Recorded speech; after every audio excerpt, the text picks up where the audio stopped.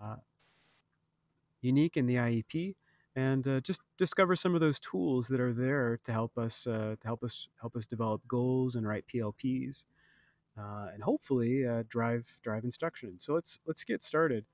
Um, so um, so first off, I just want to ask a simple question. Um, right now, what data are you using to create goals and to develop PLPs? What sort of data are you using? And then finally, what systems do you have in place to monitor progress? I know as a former high school teacher of kids with moderate severe disabilities, one of the things that initially I really struggled with was number one, how do I get data? So what forms of assessment should I use? And number two, once I've written some of those goals based on that data, how do I monitor it, and how do I make sure that that my students um, are actually achieving those goals. So what sort of things are you using now? So I'm going to take everyone off mute, and if we could just sort of listen to hear that someone else is. Um, if you hear someone talking, then don't talk. It doesn't work so well when we talk over each other. So if you hear someone speak up, then please let them talk. So what are you using right now for data? All right, everyone should be off mute now.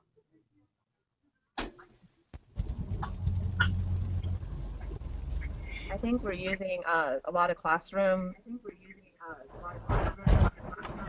work samples and self-made assessments. And then also using the alternate curriculum standards and functional performance indicators to see what our kids are able to do and not able to do through informal assessments and teacher-made assessments. Yeah, that's a good I love the FPIs. I mean they're a really nice place to go for goals and to kind of figure out where students are in their learning. That's good. Anything else?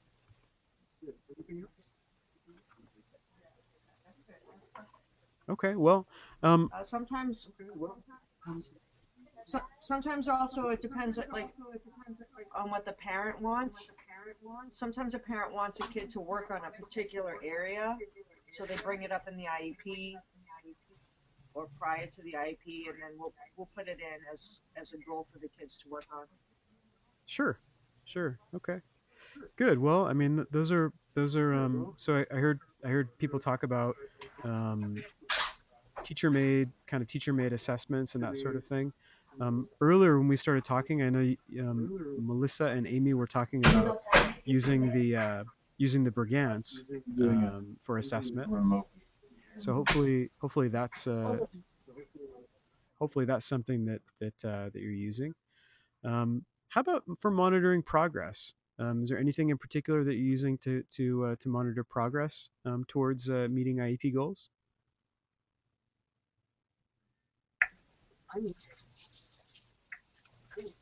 Who's muted? No, he unmutes and mutes us when we're talking.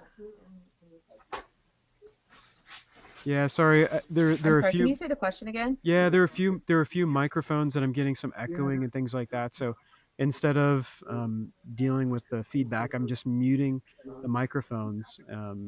So if you see it muted, then you can't talk, and if I unmute it, then of course you're able to talk. So the question they asked was, Okay. what things are you using to monitor students' progress towards meeting goals now? I think a lot of it is class-based assessments because each of our students is so different. So it's based on the curriculum and their individual IEP goals. Right, right, So daily classwork. right. Yeah, and that's something that I think is really commonly used for kids with more moderate to severe disabilities. I know that often I see a lot of portfolios and that type of class work, which is great. I think that what you'll find is when we get into unique learning system is that it's just going to enhance those things. So you're not only going to be able to show portfolios and work samples, but um, you'll be able to look at some real hardcore data based on some things that you're doing in the classroom, and you're going to be able to see what hopefully what's working and what's not working, and what the student struggles with, and what things that the students doing really well with. Um, so um, hopefully when we get through this today, you'll understand and see some ways to develop standards-based goals using Unique, and it should be pretty straightforward. It's not complicated. It's a pretty simple process, which is good. So usually when we when we look at the IEP and we look at instructional planning, it kind of follows a real logical sequence. Starts with assessment. Uh, Based on the assessment, we develop the PLPs, the present levels of performance, and then from there we develop goals and objectives, and based on those things, we start planning for instruction. If I was going to change anything, I think that instead of making this a straight arrow, I might make this like a circle, because it really is a cyclical process, in that you're constantly assessing to see, is the instruction that I've planned, is a student able to access it? Is it appropriate for that student? And if it's not, then we need to sort of go back to the assessment and say, okay, well, where is the student? What sort of things are they able to do? What things are they not able to do? And what things are possible within a year? So it really is a real cyclical process. Again, when we're developing those goals and objectives, we want them to be realistic. We want to develop goals and objectives that students are able to realistically meet in a year. We don't want to make goals that are so complicated and so above their head that they'll never meet. The idea is to really to plan for success, and to plan for goals that are achievable. Um, so that's that basic process for for IEP and instructional planning.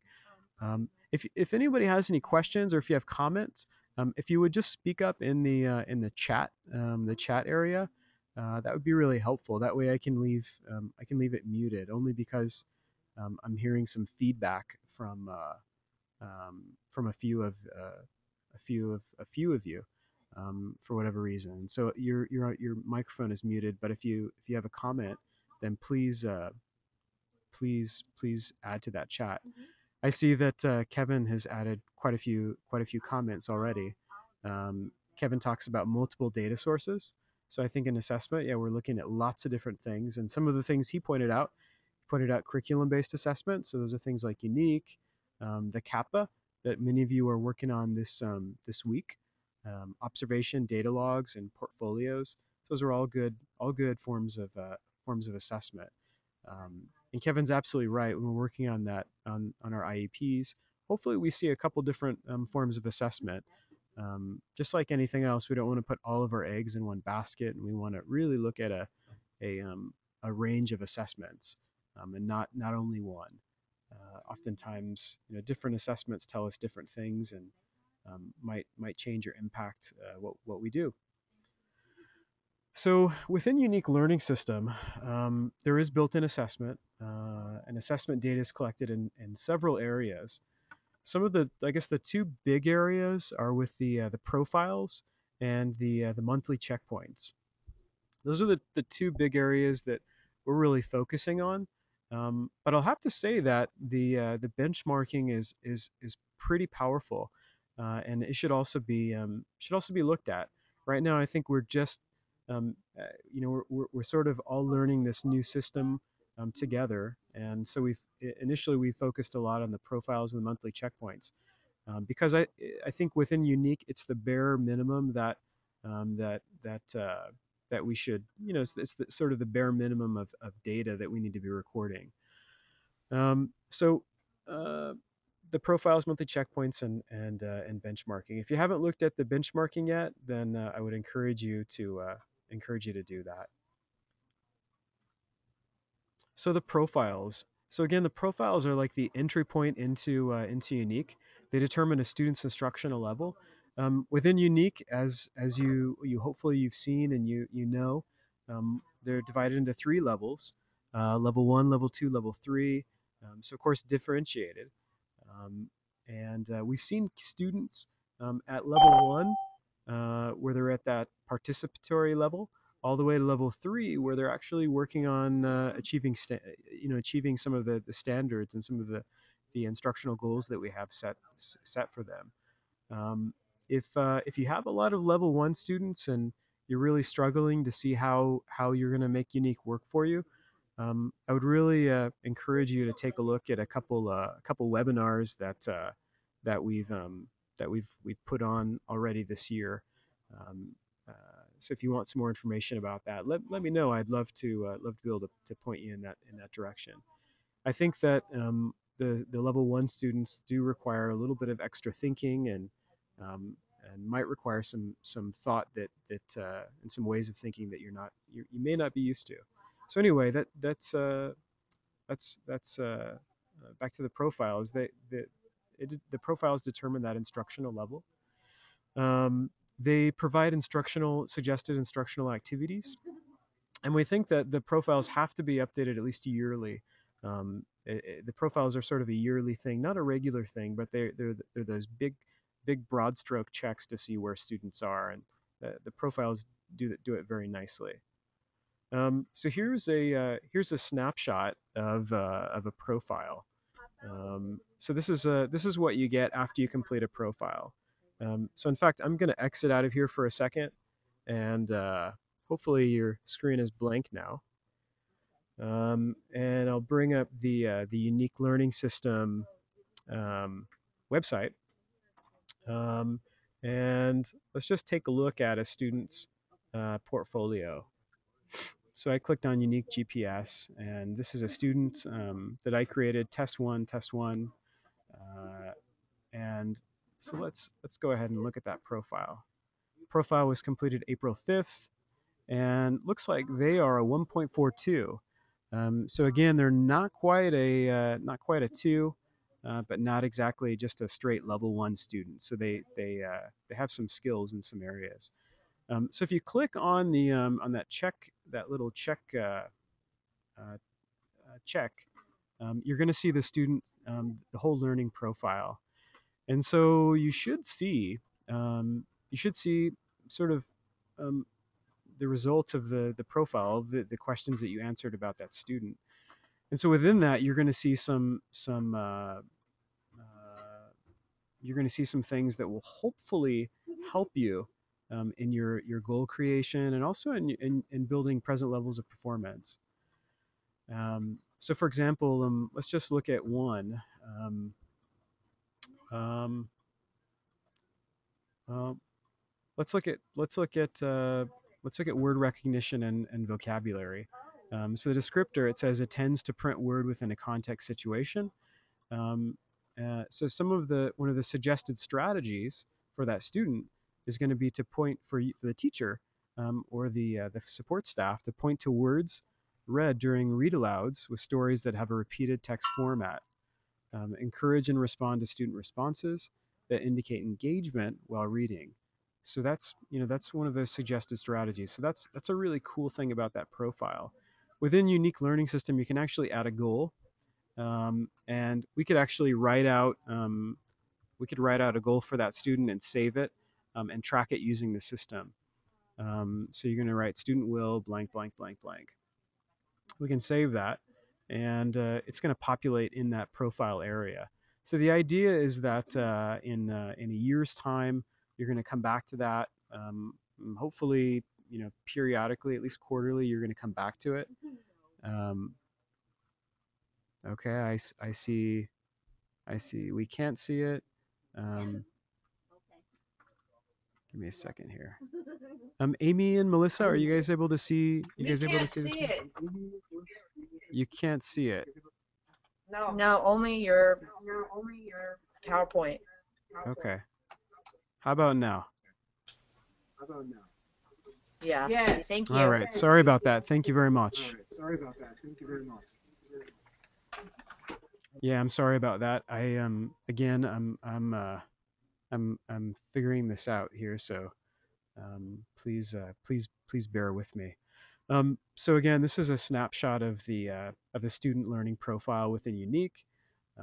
Again, you're going to have the descriptor and some suggested strategies. It's got a nice little place where you can add some goals. Um, and again, the idea is that you input those goals and monitor them quarterly at least. Um, Student will blank blank blank blank under work decoding. So again, you can create those goals and track them. What I think is really great about the profile is that it gives you strategies. It says this is where the student is, and these are some of the next steps that the developmentally that the student needs to take to build skills in comprehension or reading fluency or writing or math. So, I mean, for example, in money, use predetermined amounts to participate in a purchase. So for this one, within the context of real world applications or scenarios, provide the student with the amount of money to exchange for a purchase. Focus on the means for the student to physically complete this exchange.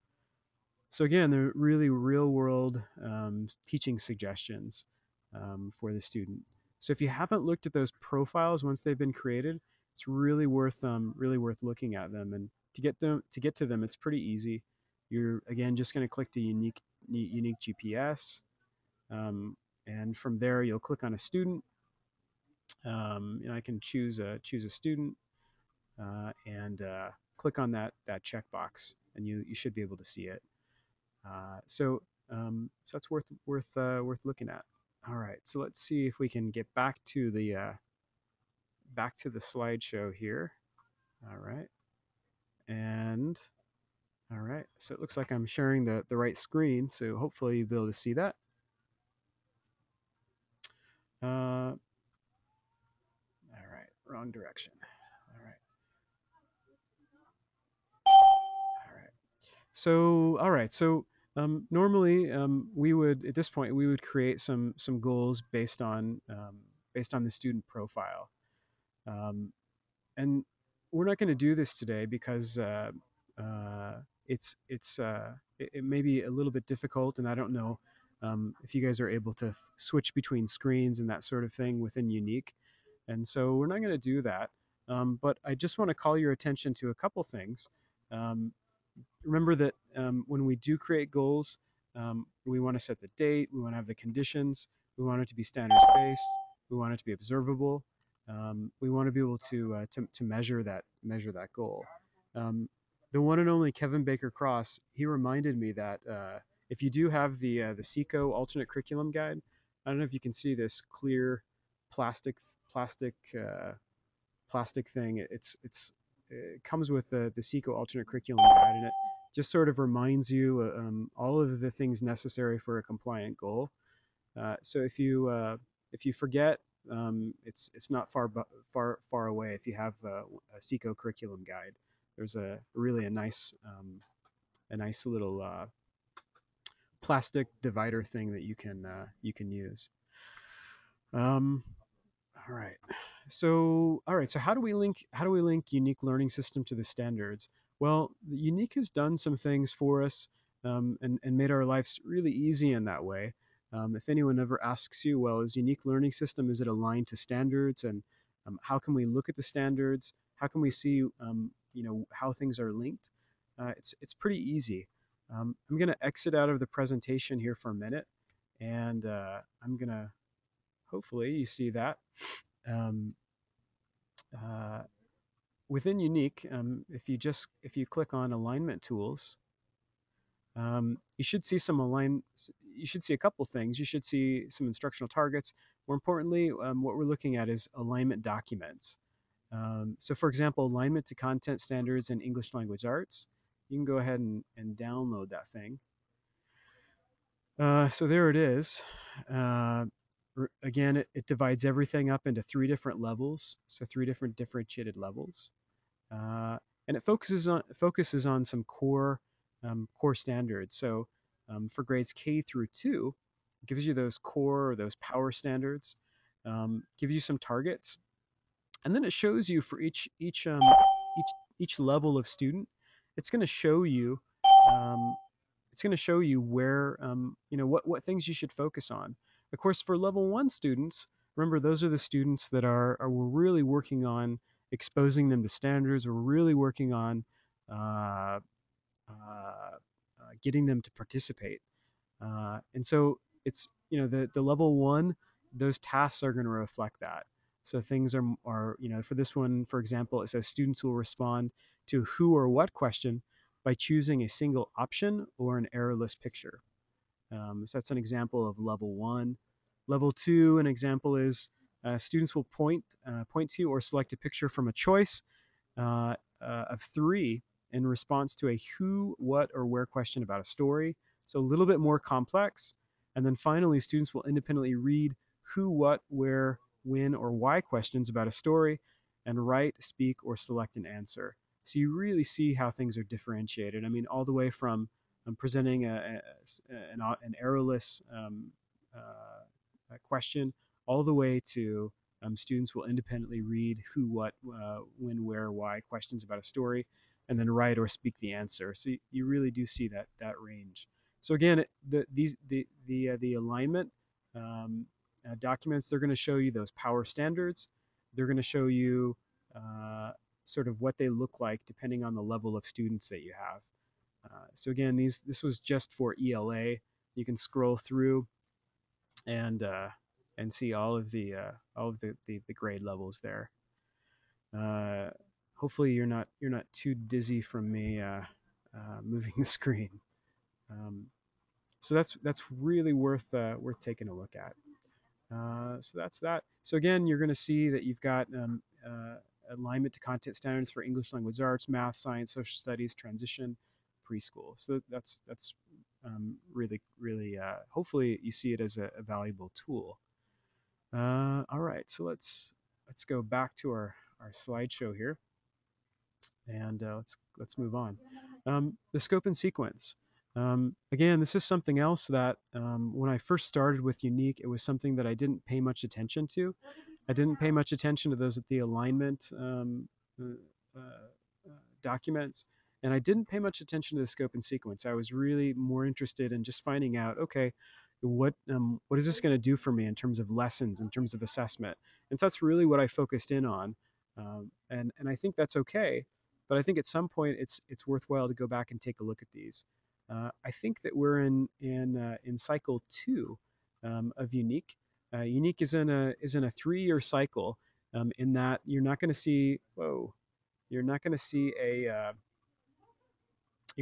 a lesson repeat for 3 years. So there are enough lessons that you're not going to see things repeat for 3 years. So right now, I believe we're in cycle two.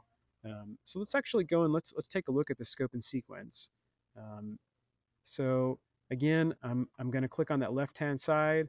I'm going to click on alignment tools, and right below the alignment documents, you're going to see scope and sequence. So you're going to see the scope and sequence for all of the grade bands. So just for kicks, let's take a look at the middle school. Since we're in year two, we'll choose that. You see it's downloading down here, and I'm not exactly sure why that one didn't open up in the screen like the last one, but hey, it opened up, so that's all I'm worried about. So, all right, so it's gonna show you, it's gonna actually show you uh, the lesson and how it ties to the standards. It's gonna show you those specific standards. Uh, so it's gonna point out those things. Um, I think it's important. It's important if you're, if you're uh, wanting to hit certain goals and certain standards with students, you can actually use the scope and sequence and go through it for each lesson and figure out what things you really want to spend more time on and what things you want to maybe not spend as much time on. So I think again, it's just another tool that you have that might be worth taking a look at. I think Amy or Melissa from Belvedere, when we first got started, they One of you mentioned that with Unique there are so many things, and someone commented that the organization was challenging, and just that how things were laid out. And I'll have to agree with you. For me. It's been a little bit like digging a hole, and I just keep getting deeper and deeper and finding more and more there and more tools, which I don't think is a bad thing. I think it's nice to have some of the tools. Um, all right, so I'm going to stop and I want to unmute everyone's microphones and just find out if anyone has any questions or comments about anything that we've talked about so far. Ready, set, go.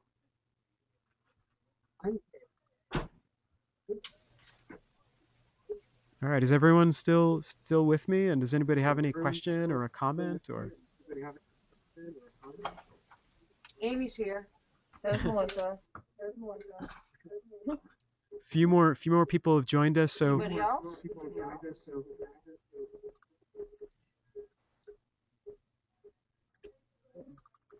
how about Renee? Renee, are you there?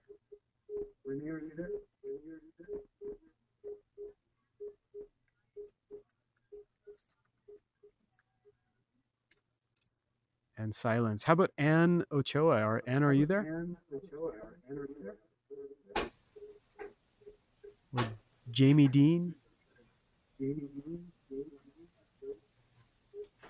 Okay, good. So Jamie Jamie's just wrote asking. you something. Hey, I have a question. How does it for the alignment document that page you're on right now?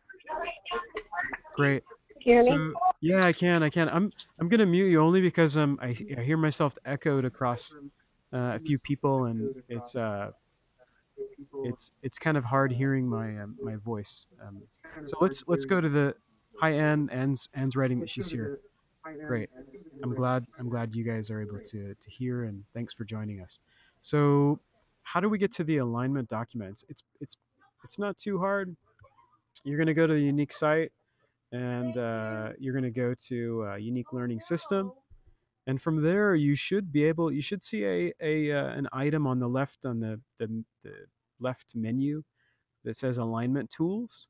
You're simply just going to click it, and from there you've got the two things that I pointed out today were the alignment documents, all the documents that show how Unique is aligned to standards, and also the scope and sequence that we looked at. So yeah, so hopefully you're able to find that. It's it's not shouldn't be too hard to find. So so please let me know if you can't find that, and we'll work with you to find it. So all right, so we talked about the standards. We talked about the linking the ULS to the standards and the scope and sequence. So the checkpoints. So if you haven't started those monthly checkpoints, they're probably, in my opinion, one of the more powerful things that you could bring to an IEP meeting. It does something very clearly that a lot of our assessments or many of our assessments don't always do. They show progress. They show that a student is benefiting from all the things that you're doing in the classroom.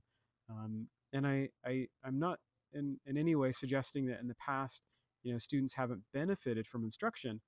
I think it's just been really difficult for us as alternate curriculum teachers to show that students have benefited, that they've learned. So often, the learning is in such small incremental steps that it's almost untraceable. What I think the checkpoints do, they show how students are responding to the curriculum and the instruction in your classroom. Uh, so this is a snapshot of one student, and uh, we're looking at two different areas, and we see some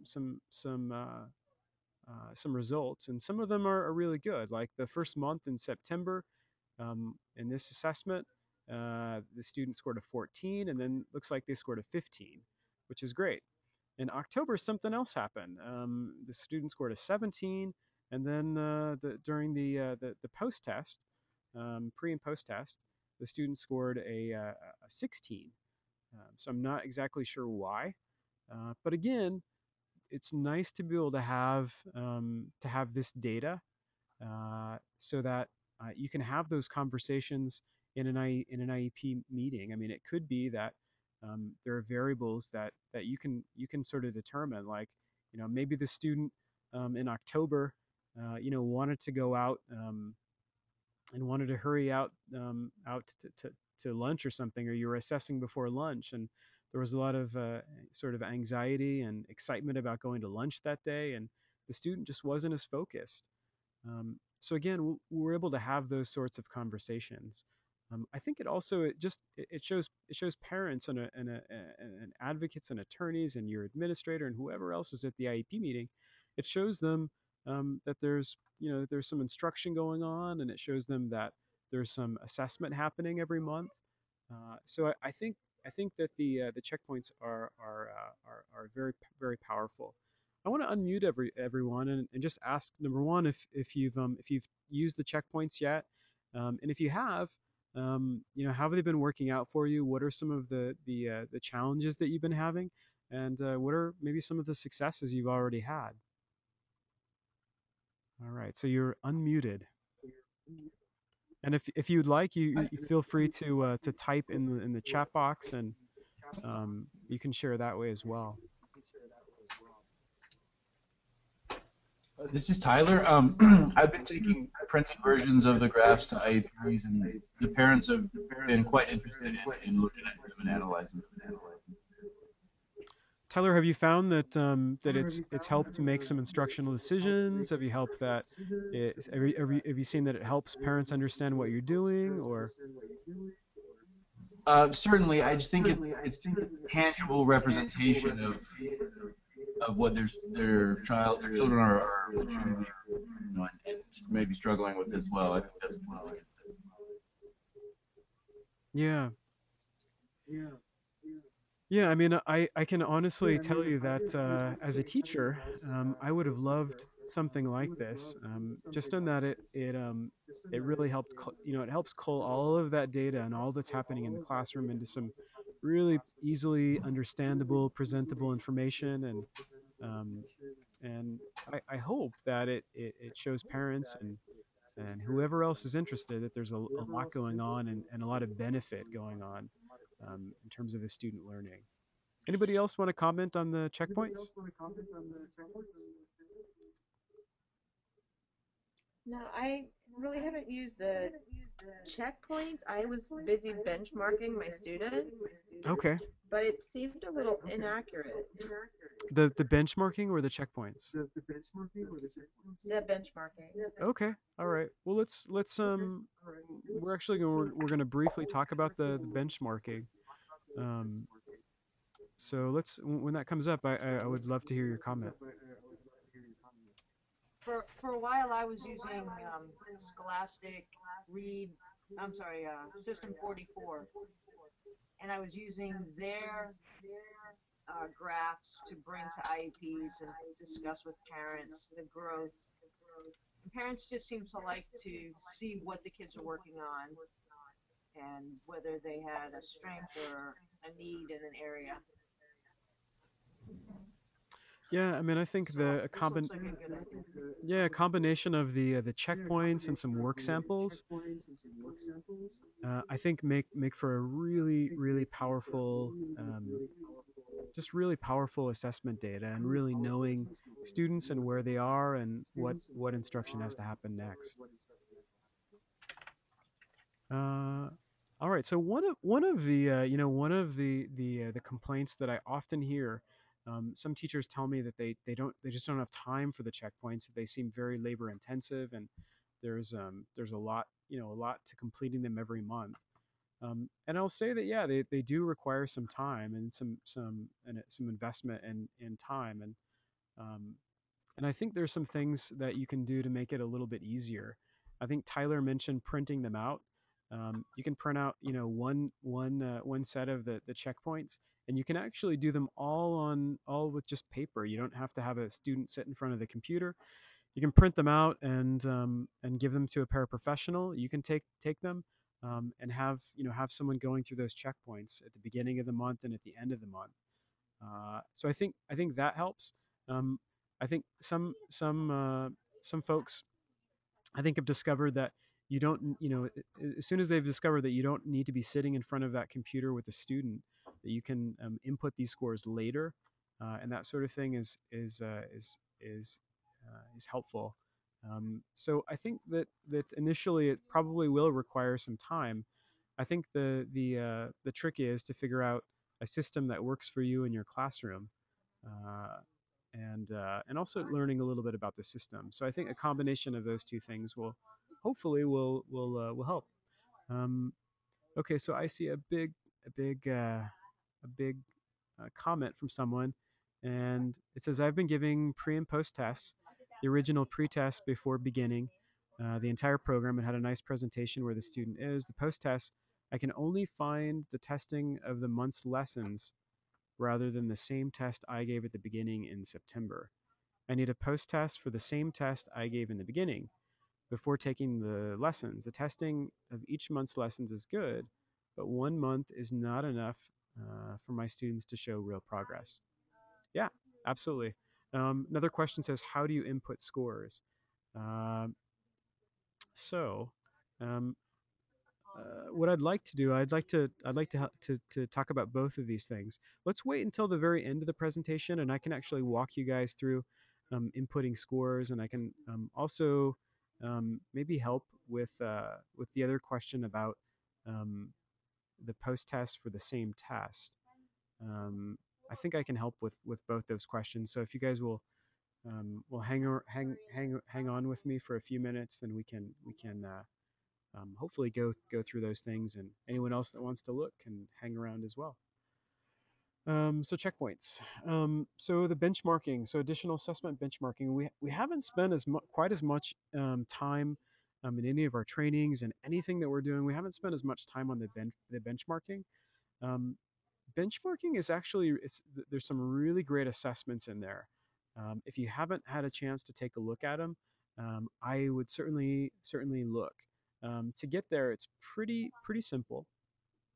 Um, you're going to go to Unique GPS, click on Unique GPS, and it's gonna show you, for example, level one benchmarking, all those different forms of assessment. So we want to look at the benchmarking. And it gives you this happens to be a student that's a level one student in elementary, and so it gives me some good benchmarking assessments to use with a student. So for example, maybe an early emerging reading rubric. So it's going to look at uh, all those fundamental skills that my student's going to need as a pre-reader. And so this is an example of that, or some information about the reading rubric. And you can actually, in any of these administration guides, it has both information about the administration of the benchmark, and it also actually has the questions. So if you wanted to, you could actually go through and just use this. So it's going to look for things like uh, engage the student in story reading activities. You're going to read a story with the student, and you're going to measure, do they attend to the story reading? Do they make visual focus? Is there some kind of motor action, or do they have some kind of direct verbal response to the book? And so on. You're going to be able to look at those things. And again, this is just more information that, that you can bring to that IEP meeting, and to really craft that instructional plan for the student. So it's just another tool. So you're going to see them change, the assessments change depending on their level. Of course, the benchmarking is directly tied to the student's level. So you'll see things for students that are level one. I mean, you see really developing skills um, in those benchmarks. So yeah, so I think there was a comment from somebody about the benchmarking. So I'm going to unmute everyone, and if you have a comment about benchmarking or a question, let's talk about it. Here we go. Unmuted. What's that? I guess I have one student who's incredible. She's like a level one learner, Okay. and she scored higher than one of my students who is much higher than her. So it's kind of confusing. Well, so it's a good question. So without getting too without asking too many questions and getting too involved, is it in one specific area? No, I Was think overall. just across the board? Hmm. Okay. So I'm gonna mute everyone for just a second. I apologize. It's again, it's really difficult to hear my voice echoed back. Um, so I guess what I would say is that the level one student, remember, they're a true level one student, may need assistance and learning how to even be assessed. So I wonder, is your level one student, are they simply guessing when they're being assessed, or are they making selections, with some, are they making selections with, uh, uh, I guess, deliberately? Um, do you know that? Oh, sorry. Here we go. Yeah. Can you tell Yeah, if they're, that was just suggested to me that they might be guessing. I could maybe re-benchmark her. well, it might be something that you want to look at. I think to our typical level one student, um, they may have some understanding that they're being assessed, and some kids may just guess, and just make selections. They know that when you do something, they're supposed to choose something back, and statistically they have some sort of um, percentage of chance to get things right on any test. So I would look at that. I would look at that, and it could be that maybe the student is higher than level one, and that you actually want to go through and reprofile that student, and determine, are they Okay. really level one or are they not. So those are a few things I would suggest looking at. Okay. Yeah. Thank you. Yeah, those are some things that I would definitely look at. I know that our level one learners are often the most challenging. Um, yeah, so Kevin makes a suggestion, and he says, can you move the student to level two? If they're level one for sure, then they are participating at a high level with accurate guesses. Yeah. That's a So possibility too. I'll have yeah. to look at it. Yeah, so another comment says, a level one student of mine simply chooses a picture based upon his interest in the picture. He often just picks anything and laughs. Any picture of animals or balls he will fixate on. He often does not listen to questions. He just points to pictures. And that developmentally, is really appropriate. I think um, he's actually in a really good place. He's learned that your student has learned that when you do something, he's supposed to do something back. And that's a fabulous skill to have developed. And so he sees something that he likes, and you say, like, he likes a ball, or he likes animals, and so he picks those things. He fixates on them, and he picks those things. And so developmentally, he knows that when you present these choices, he's supposed to make a choice, and without any, he'll choose something whether he likes it or not.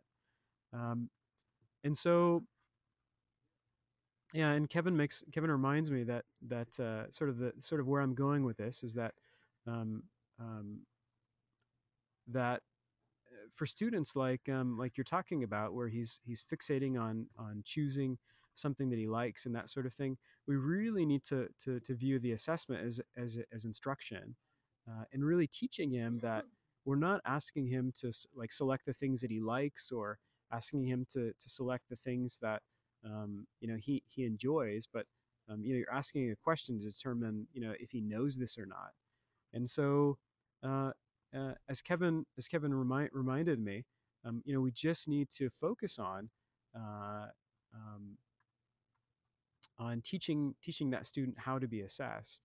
And so it's that student is at a point now where they're able to, that you do something and they do something back, which is great. And now it's just sort of taking it to the next level, and saying to that student and teaching that student that, well, when we present you with some options, we're not asking you what you like. We want to know if you know something or not. And so that will take some time to develop. And it could be that you have to present things in some different formats. I mean, maybe the student will respond better to things presented on paper or things presented on a computer screen.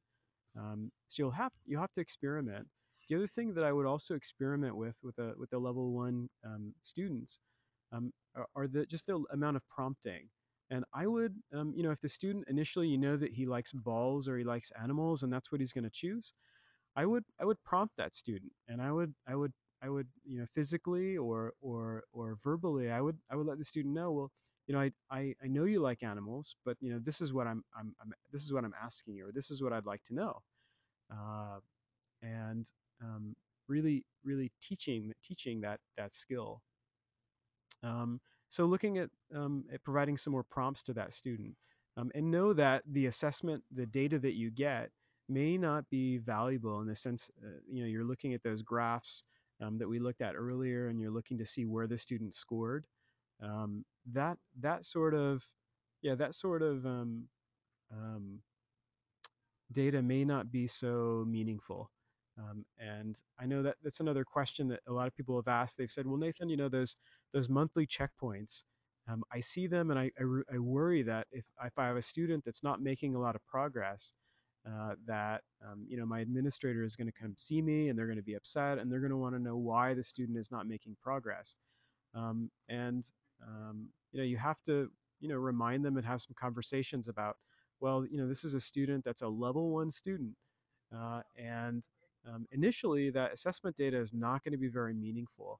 We're working on a student just making selections and understanding that when I do something that they do something back. um, and so initially it may not be meaningful, and I think we have to approach the assessment a little bit differently, and we do need to approach it like it's an instructional activity, not like it's an assessment. So it may take a little bit of rethinking and looking at it from a little bit different perspective. All right, so let's see if we can flip back to our slideshow. All right. So the benchmarking. So I would encourage you to take a look at the benchmarking. I would only encourage you to do that once you've gotten through the profiles and you've had a chance to do the monthly checkpoints. I think with a unique learning system, it's taking things one step at a time. And if you haven't gotten through the profiles and haven't done a few months of monthly checkpoints, um, then if you haven't done that yet, then I would recommend that you do that. All right, so additional assessments of benchmarking. We went ahead and we looked at that.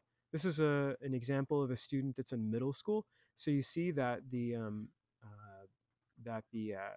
benchmarking looks a little bit different than the last student we looked at. For these, it's things like number sense and identifying coins, bills, and value, calculating making change, telling time, calculating time, and so on. So it looks a little bit different. But these are all really great benchmarking, great assessments. All right. So with that, that ends the presentation that I have for you today. But I do want to open it up to any additional questions or comments that anybody has.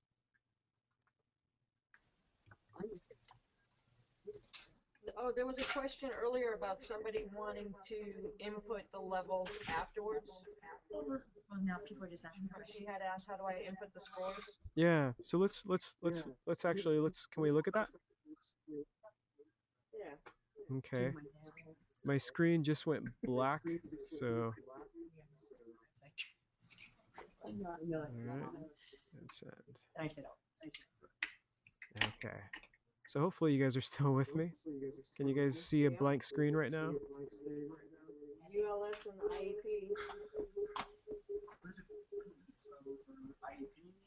Yeah, it's a new thing we're gonna. Okay. All right. So let's look at we're gonna look at monthly checkpoints, right?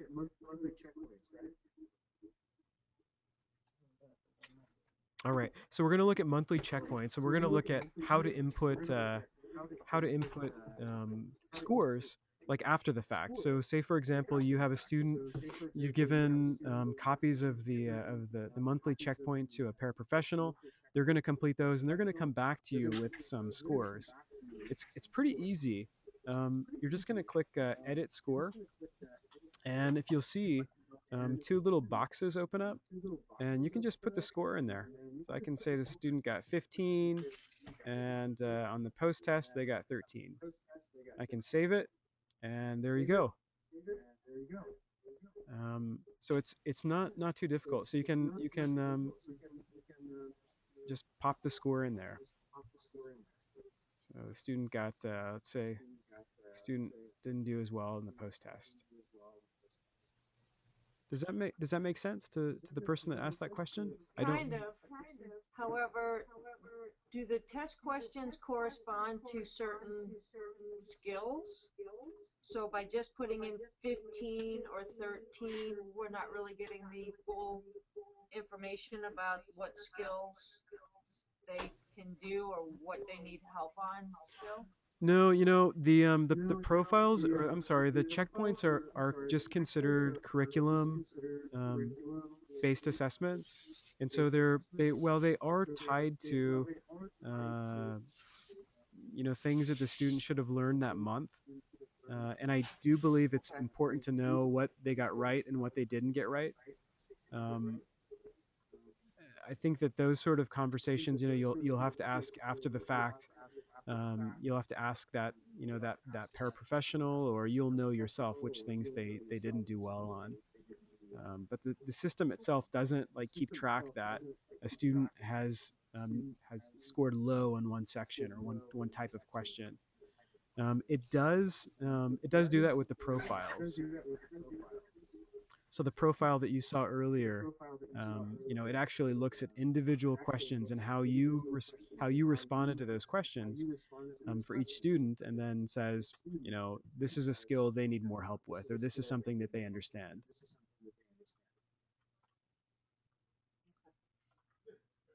Does that make sense? Yeah, thank you. Yeah, sure. Sure. So there was that question, and there was another question, I think. It was about the monthly checkpoints, I think. Now we have silence. I think it was about monthly checkpoints, and I think if I remember correctly, it was about like I want to make sure that um, it's um, the same pre-test and post-test. Was that the question? Let's see.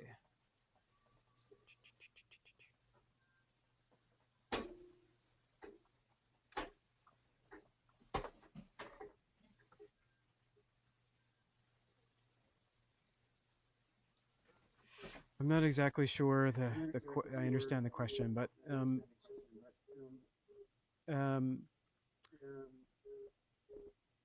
I want to just just show you a couple things, and these are a couple places that people have had questions in the recent past.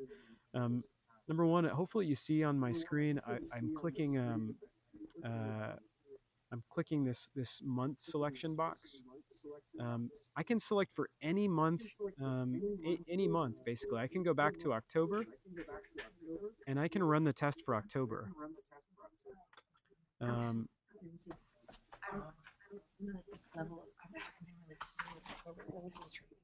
so it says the post test, I can find the testing of the month's lessons rather than the same test. Sorry, I'm getting another message here. Sure.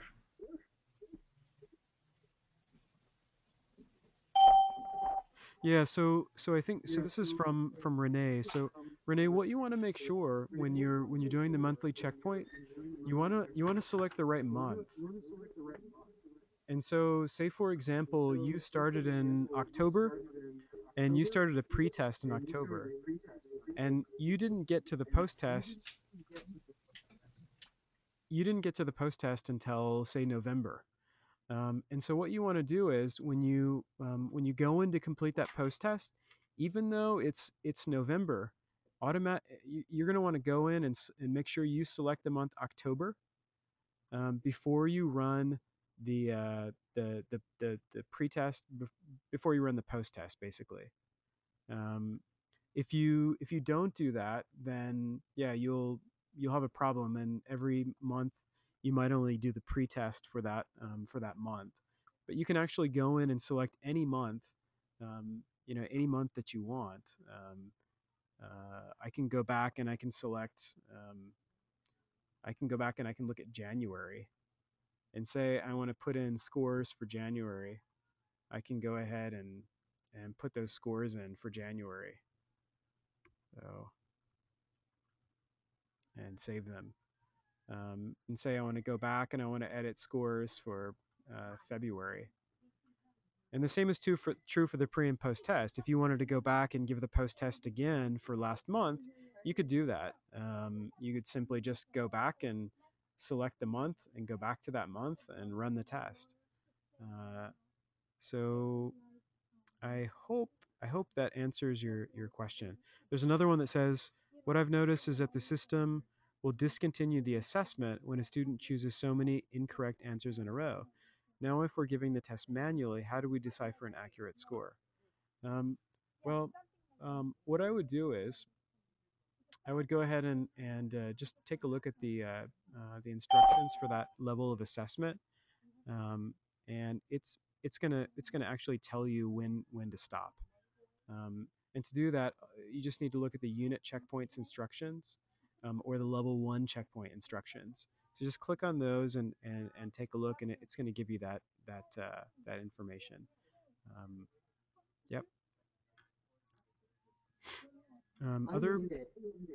Other questions or comments that people have?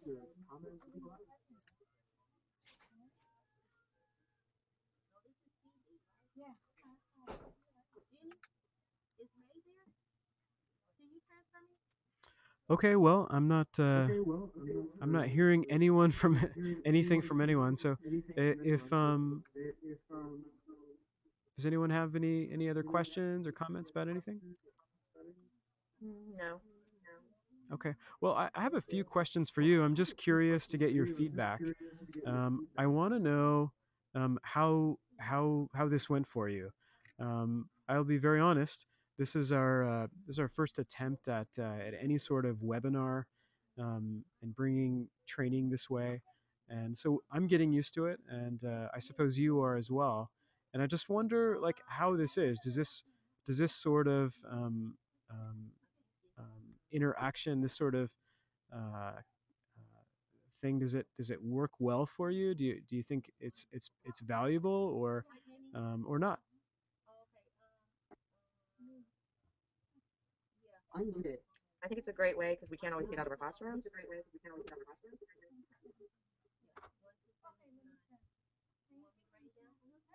All right. Yeah. Well. I. Yeah. Me too. Someone commented that they liked that people asked meaningful questions, and I think that's good. Yeah. Okay. So someone said they like it, but they don't have a mic, and so the chat works. Okay. Um, yeah. Well, we're looking at next year. We're actually looking at doing a lot more of these, um, and simply for the reasons that you all stated. You said it's easy, easy for you to participate. It's easy for people to get on, and they don't have to drive anywhere. Um, Someone says, I like it. I can do it for my classroom. I'll get a system now. Look at the task, review what you have shared. So that's nice. Thank you. Is there a webinar format that works with Macs? Okay. So this is Jamie asking. And actually, I'm using a Mac, so yeah, I don't know what sort of issue you're having with the Mac, but um, if it's just yeah, I tried to log on with a Mac, but it wasn't supported. Okay, well, I'm not sure, Jamie, what's going on. I'm using a Mac, and I was able to get connected. So um, I don't know if you want to give me a call later or something. Then um, please feel free to do that. I would be happy to help you troubleshoot, so we can figure out what the story is. If it's a really really old Mac, then I can see maybe it wouldn't work. But I'm gonna post my phone number, and so if if if you want to try to troubleshoot that, I'd be happy to work with you. So with that, I just want to again thank everyone for participating, and I'd like to know really quickly if you could just respond in the chat or verbally, and just let me know if you have news to you. If you don't have it, I would like to positively reward your participation today with a news to you subscription. So if you don't have that, it's a monthly newsletter that you can share with your classroom. It's a really cool just a really cool newsletter that you're going to get sent directly to your email, and it's a neat thing that you can share with your parents. I'll tell you one thing that I'm having a challenging time with. I'm talking and trying to read people's comments at the same time, so that's challenging. So Renee asks, how can I show? Oh, it's going too fast. Says, how can I show my administrator that I participated in this? I'm not present at the PD. The rest of the school is, and I need to let her know I did this. Well, I think a really easy way is if you sent me an email address, or I'm sorry, I'm reading again. If you send me an email, then I'll respond to your email, and I'll simply state that you attended today, and you can print that thing out and give it to whoever you want.